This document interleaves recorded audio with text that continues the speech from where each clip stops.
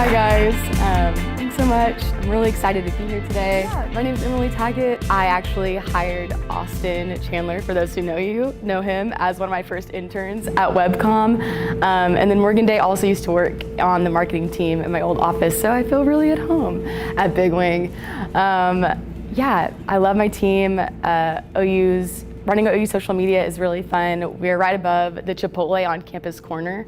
So our office always kind of faintly smells like burrito bowl steam, which isn't the worst thing in the world, but so yeah, it's great. I'm really excited to talk about inclusivity in marketing today. I first of all have to recognize that there's so many parts of this talk that I can't speak to from a personal experience, and that's a good place for all of us to start, is to realize that there's so much for us to learn. We have a lot of blind spots and we're so limited to our own perspective. So being really cognizant of that as marketers can make a really big difference for your consumers, for your business, and for society as a whole. So basically getting a baseline definition of what inclusive marketing is. And when you think about what marketing is supposed to do, it's strange that inclusivity isn't a baked-in part of the concept of marketing. It's strange that exclusive marketing has been the norm, where being exclusive in your branding can elevate your brand. So inclusive marketing is just marketing. It just doesn't advertise to one demographic. It's an attempt to go against those stereotypes that we've used when we look at demographic information. And it respects people in regard to gender, race, language, income. It takes into all these factors that when we think about the diversity within our audiences. And it's important to note that inclusive marketing isn't exploiting cultures and races to gain business. We've seen a lot of ads try to be inclusive and diverse in their marketing, and they've ended up exploiting people in real pain. So yeah, that being said, mandates for diversity and checking boxes isn't an inclusive marketing strategy. Just trying to have diversity in your social media isn't actually creating an inclusive environment in your company. So like I said, inclusive marketing needs to be a priority for your brand. Genuine inclusivity efforts will lead to better marketing. Considering a wider audience when creating messaging will expand the reach and impact of your marketing content. And the more potential customers you include, the more you have reach.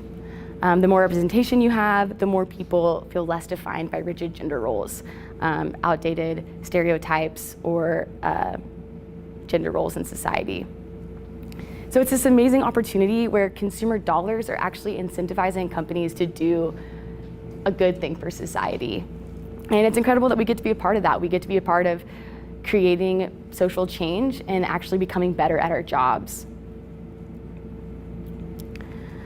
So on a baseline, we want our marketing to respect the people that we're talking to. We want it to show that we care about them. But as marketers, we want to do so much more than that. We don't just want to show basic civility. We want to create ads that resonate with them and that represent them and that show them that our brand cares about them. And there are big and bad impacts when we don't represent people in our marketing. According to the American Marketing Association, in a new study, more than 70% of US consumers said they go out of their way to buy from brands that share their ideals and values. And they're also looking for brands that affirm their identities and affirm them as unique individuals.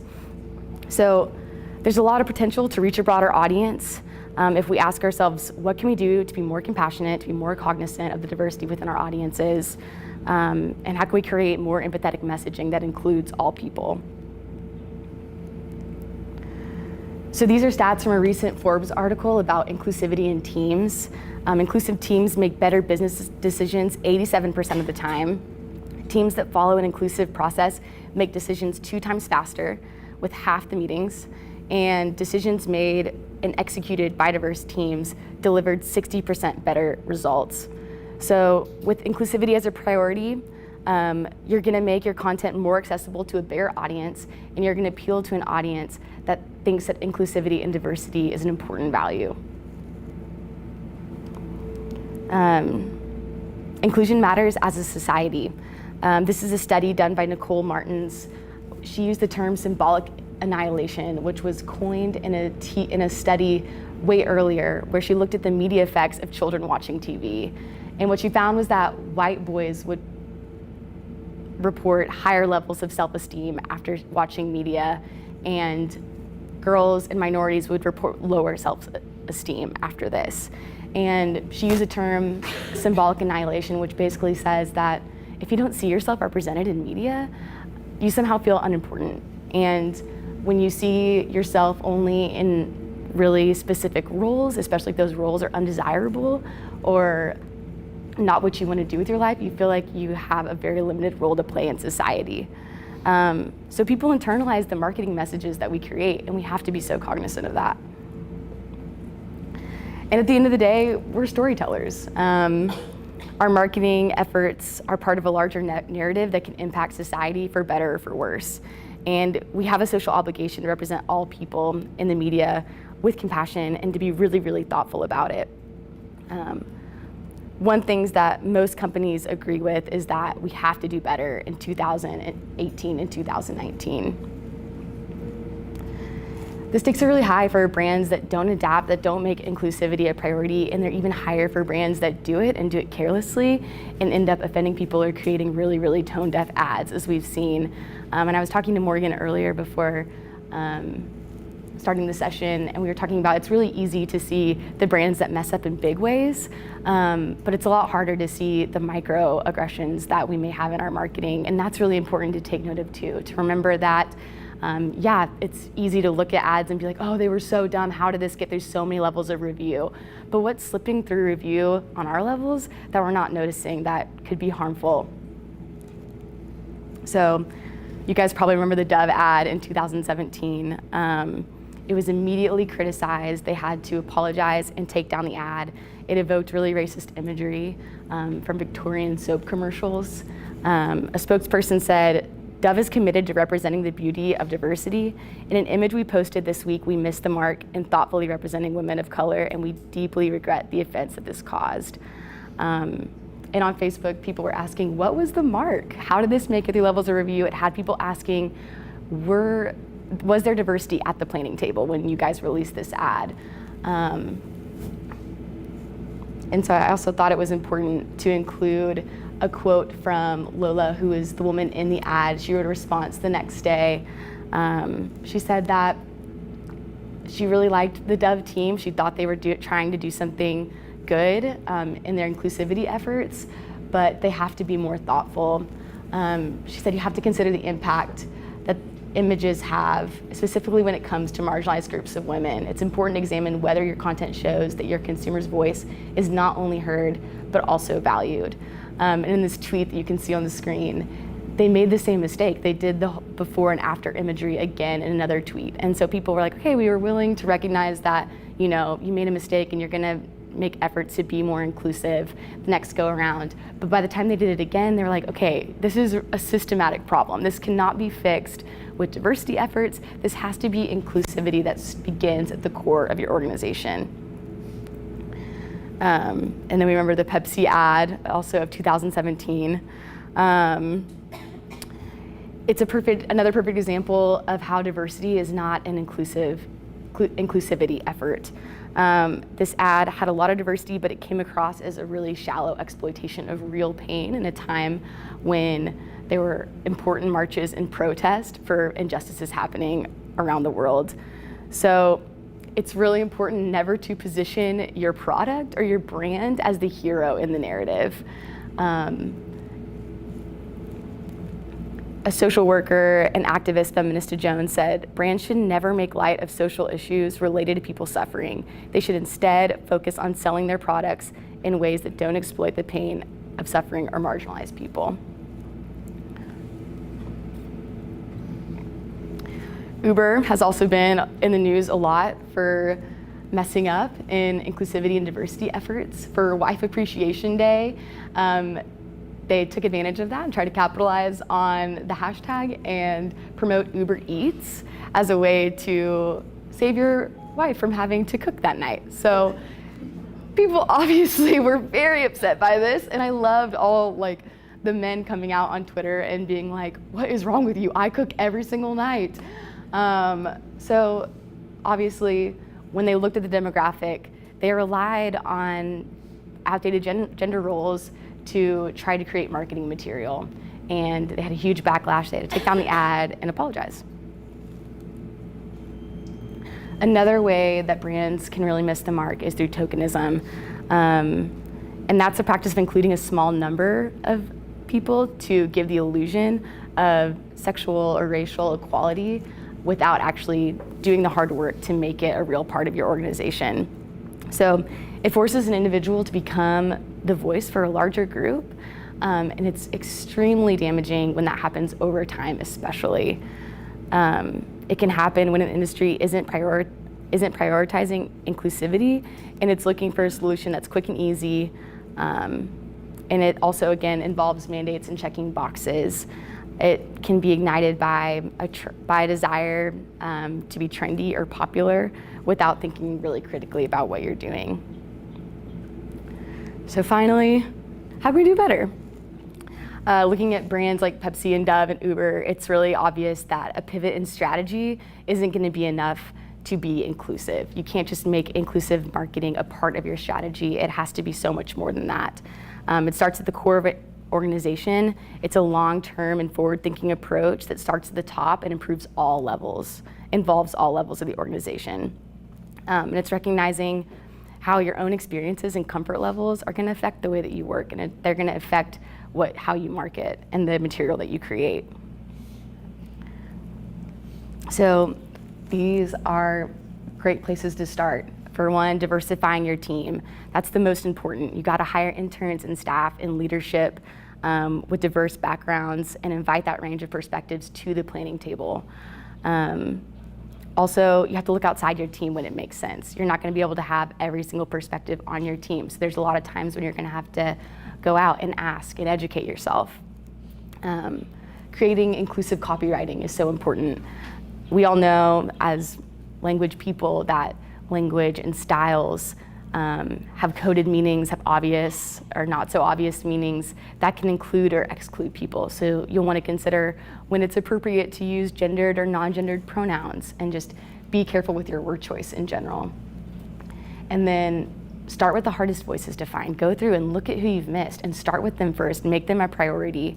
That can be a great place to start. And the reason that they aren't represented right now is because they may be a hard voice for you to find, and it may be outside of your comfort zone, but really breaking through that first.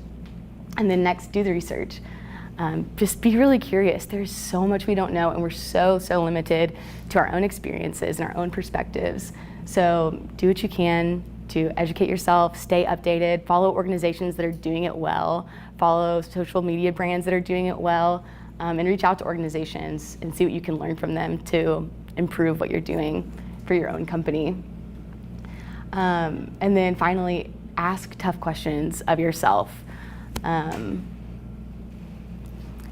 What are your biases? What issues are you uninformed on that could be negatively influencing your marketing?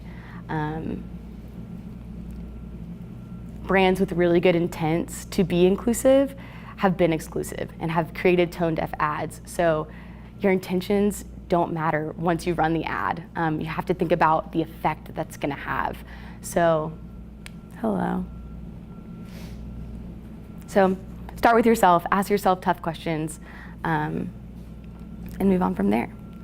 So if you guys want to follow an incredible brand that does a really good job at inclusivity, Fenty, Rihanna's beauty brand, is incredible. They have a full range of skin matching products, and it markets that with a range of diversity on their social media accounts. This has garnered social shares and organic brand awareness because it's evident that inclusion and diversity is an inherent part of their brand, not an attempt to just gain followers. The marketing reflects a brand that is actually making huge strides in being inclusive. And the beauty industry has historically failed to represent people of color in ads and products. So when Fenty provided the products and showed diversity, it blew up on social media. So it's a great example to look to because it's not just marketing. It's an inclusive in an industry that the marketing just reflects the actual inclusivity in the industry. So definitely give Fenty a follow. So we're really, really lucky we have positions to be able to create a positive impact. Inclusive marketing is going to be good for people, and it's good for your business. It's good for society. It's good to reflect people compassionately and to be inclusive in the media that you create. It's good for your business to expand your reach, to reach more people in your audiences that you may not even realize you were missing. And it's good for society because it fights against stereotypes, it fights against gender roles. And if we do our part to stay updated, ask for different ideas, be collaborative, we can begin to create a culture in marketing that will benefit our customers, our business, and our society. So thank you so much for having me today. Really love being here.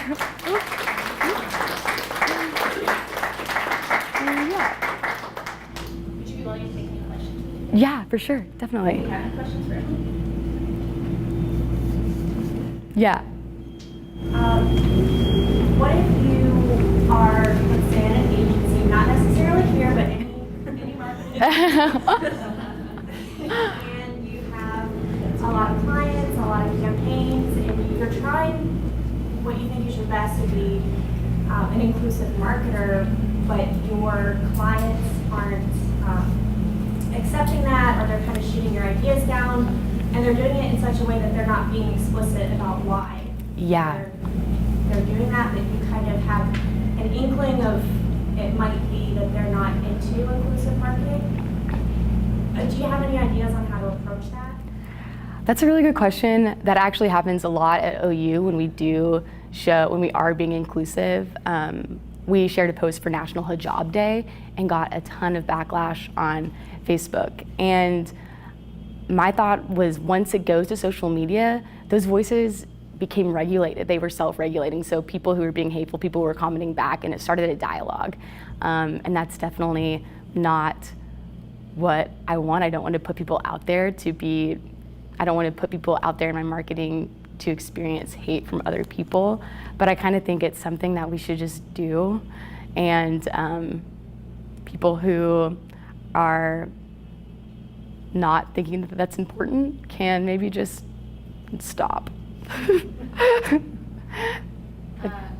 do you, just to tap onto that, sorry, how do you handle that when it's a client and not necessarily people on social media? So like you can't even put it on social media because the client doesn't want diversity, because I've experienced that. Wow. Where like we've had somebody who has a darker skin tone, even just like a Latina, and that was shut down because they said that it doesn't look good on someone of that skin color, which is, I know, horrible, but this is like personal, like this happened to me. Yeah, it's real life. So how do you handle that with the client? We also get where they don't even want to say why they're not accepting the work, so it puts us in a hard position. So we're any marketer. Right, Yeah. Definitely. I mean, I really don't know, besides making them be upfront about what it is they don't like about that, and maybe opening that up to a conversation about, hey, if you can't sell it as, this is important, you can sell it as, you may not recognize the value this has for your brand. You may not recognize that this is going to help you reach bigger audiences, and millennials will want to see, they don't want to be in an echo chamber of their own experiences. They want to be exposed to to diversity. So I guess you could sell it as this will ultimately benefit you. You have biases that are potentially skewing how you think about this, but as a marketing professional, I can tell you right now that this is good for your brand. And then I'll piggyback on what you just said. I think honestly, like, if you have a client who they're probably not wanting to be open about why, because they know that it sounds bad. and they know it's bad. Whether or not they acknowledge that it's bad for their business is a whole other thing, but of course nobody wants to have that label, and that's what they're trying to avoid, but they still have the label because they're not wanting it in their marketing. But just like what she said, to be completely clear with them and just say, hey, let me tell you a little bit more about inclusive marketing and why it's so important for you as an individual and also your brand. And after that, if they make the choice to still do what they're doing, that is their choice as a brand. And I would almost talk to, because obviously, as Big Wing, I would almost talk to the manager about putting something in writing where they sign off saying that they were not interested in inclusive marketing, and that way they can never come back and blame us or Big Wing for our marketing endeavors failed because of Big Wing or you as the person taking care of their business, all because they chose not to do that, and that was their choice, but not yours because you left that wide open for them to take advantage of, like she was saying. So I mean, ultimately, it still comes down to them. Like, they hire us as an extension of their business, but if they're not wanting to play the way that things really should be played, especially in our world today, then ultimately that's their demise. We can only do the best that we can do. Yeah, because despite what they think, I think that being exclusive in your marketing is only going to hurt your brand. Exactly. In 2018 and 2019. Yeah. Anybody else? Yeah. So Emily, if you're wanting to do like a digital marketing campaign and you're wanting to make sure it's hitting the sweet spot and it's not like Pepsi, they tried so hard to have all the diversity but it didn't work. Are there focus groups you can send your marketing campaign out to prior to and get some feedback? Like, Hollywood has 3 different endings to a movie. They might send it to 3 different focus groups and try to get the feedback and see how the audience, or they play it in front of an audience before they release it. I mean, is with the internet, and is there a low cost to having your campaign, have someone look at it for some feedback before it goes online and gets social, so you hit the sweet spot and it'll look like you messed up because you tried too hard, or Yeah. had tokenism? How can someone address that? I think that's a great idea. Finding focus groups that can look at it and make sure that, okay, from my perspective, this is really offensive before it goes out. Personally, I don't know about any platforms or services that do that. Do you know of any? I wouldn't be surprised if there's some out there, but I wouldn't know. We'll have to look into it. Surely there's something. Yeah, and that's a great idea. That, again, is looking outside your team if your team doesn't have all the perspectives. And I think what went wrong with Pepsi is that they looked at it and they're like, oh, like, protests are cool, protests are trendy. And it's like, they're not a trend, they're because people are experiencing injustice. So as long as you're looking at what you're including and it's not an attempt to be trendy or on brand, and it's a genuine effort, it'll come across that way. And if it reflects an inclusive brand that's actually, like Fenty, that actually works to be inclusive in their products and their services, then again, it's going to come off as genuine too. Question real quick about airlines. Yeah. Whenever you're on the flight, they have those pre-flight videos. Is that tokenism, or is that inclusion where they show all races, backgrounds, ethnicities of their staff explaining the safety of the airplane? I feel like that's inclusivity, especially in an airline. They are for all people traveling all around the world. It is a reflection of what their brand does, connecting us all and being able to travel all around the world. Yeah, I think tokenism is when one person from that group has to become the spokesperson for the entire group, and that can really quickly lead to stereotyping. I don't think that's the case in airline flights because they're all talking about the same thing, and as long as they're not stereotyping them in any way, then it's inclusive. I mean, I get what you're saying though, because I've always felt like it's sort of cop-out, because they may not do marketing, like inclusive marketing anywhere else, but in that one place, like at least in some of the airlines I've been on, like it doesn't feel inclusive anywhere else, but in that one video, they are. It feels like checking boxes. Yeah. I'd sit there and actually make sure they check the box. Yeah, and so I get what you're saying, because like that, they get that point. Well, and in general advertising, like I have friends of all different nationalities that they always make that joke, like, oh, they're just checking off that box. Yeah. Oh, they have that one token girl or that one token guy. They have to have that in ad. Like I grew up hearing that from friends. Like, so it's definitely habit for people to automatically go and assume that for sure. And that I think is probably a big thing about being able to connect in marketing today, because you already have that stigma, and so you have to be able to try to transition from that stigma of those checking boxes and make it seem more organic in its nature, which is kind of tricky sometimes. Definitely. Yeah. Anybody else? Just to piggyback off of that, it's kind of going into, like you said in your slide, you have to do the research and find the hard stories. Like for instance, I noticed a certain local magazine, I had looked at 3 different issues and did not see a single person of color unless it was an ad. So that for me, it's like, you're trying to check off a box, but it doesn't matter because that's something someone paid for. Right. To have that ad in, you're not going out and seeking the stories. And for Oklahoma City to be 48% non-white, Yeah. It's a big why deal. do you not have any? Yes. So it's going into, okay, are the people sitting at the table representative of the community that we serve? And if they're not, how can we find those voices?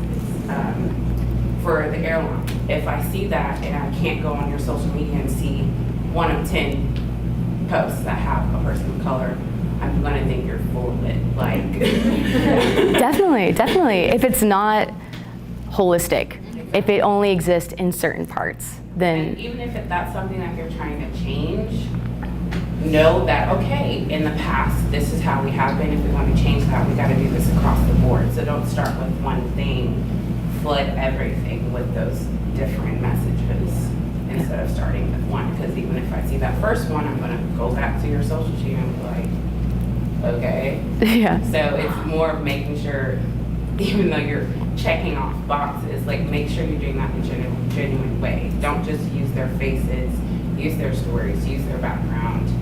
Try to help other people understand that there are other voices out there rather than let's just put their faces over there. Definitely. And that's like one of the biggest dangers. If there's only one person of color in an entire magazine, then that makes that person have to stand for the entire group when you have so many things that make you a unique individual that people who are represented get to be represented in every capacity. And when tokenism happens, you are limited to that one capacity, and the exposure is less and less every single time. So definitely. Yeah. One interesting thing, I think, you were mentioning focus groups, and I think that goes back to, at the core of our company, does everybody have a seat at the table? Do we have inclusion within our company? Because it's more than just ads, missing reviews, missing the mark, and being tone deaf. It's who are we hiring? Who makes up our company? And then in regard to Fenty, what I loved about Fenty is that beauty movement put every other brand on blast. And it became very apparent who was doing the good work to begin with and who just jumped on the train. Yeah. And we learned very quickly that brands like Estee Lauder, some of their sub-brands were already doing the work. But like your Saint Laurent, your big, for all of us who are like big beauty people, we saw very quickly who just hopped on the train and made a buck off of it. And it created a really cool dialogue. So They're trying to save themselves because it's holding them accountable. props to Rihanna. Yeah. And it seemed really insincere, like didn't matter at that point. Yeah, like Dove, for instance, we talked about, like, they've been problematic from the get-go. Like, because when I was seeing these ads, I was like, don't even, because your bottles literally say from dark to normal skin. Like, so I don't care what you put on social media, your products themselves segment everyone. Right. Unless we have normal skin. So like, make sure your product itself, your brand itself, doesn't have that label on it, because it doesn't matter what your social media says if that's at the core of who your brand is. Definitely. If you're just using it to gain business, Yeah. people see through it. Well, honestly, if you think about it, like them having that on their product, like, just like you said, it doesn't matter what they're going to try to market. That's their narrative. That's what they're saying. like, that kills them. Like, why? That's just just not smart. Just not smart at all, but that's fine. Because you want, I mean, it's different if you see like these Jergens, like tanning lotions, and it's like, oh, from light to medium skin tone, medium to dark skin tone for increased glow. That's a different type because you're talking about what the product will do. But then that goes back to like the Dove commercial that you were showing. Like, have all of you seen, like, you guys haven't seen, I don't even know if it's up anywhere. I remember when I first saw it and my jaw dropped because I thought, oh my God, they really, wow. Yeah, it's interesting. It definitely makes you pay more attention to it for sure. Definitely. Yeah. Anybody else have any